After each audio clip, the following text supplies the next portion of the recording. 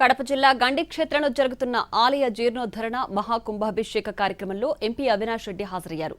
జగన్ హయాంలో 26 కోట్ల రూపాయలతో గండి క్షేత్రాన్ని అభివృద్ధి చేశారని అవినాష్ రెడ్డి గుర్తు చేశారు. 2 ఏళ్ల క్రితమే నూతన ఆలయం పూర్తయినప్పటికీ ప్రారంభానికి నోచుకోలేదన్నారు అవినాష్ రెడ్డి.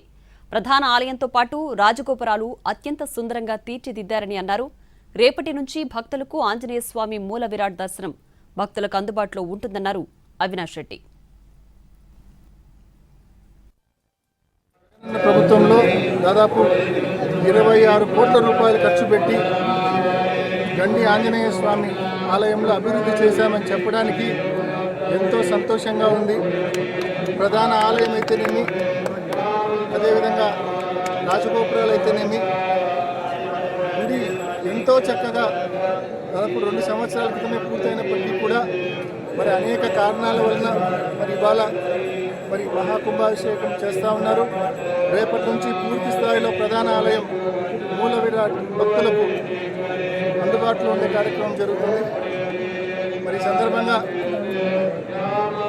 గండిలో జరిగిన అభివృద్ధి పట్ల సంతోషం వ్యక్తం చేస్తూ మరొకసారి అంత పెద్ద ఎత్తున 26 కోట్ల రూపాయల నిధులు వెచ్చించినందుకు ఆంజనేయ స్వామి భక్తులందరి తరపున జగన్మోహన్ రెడ్డి గారికి మనస్ఫూర్తిగా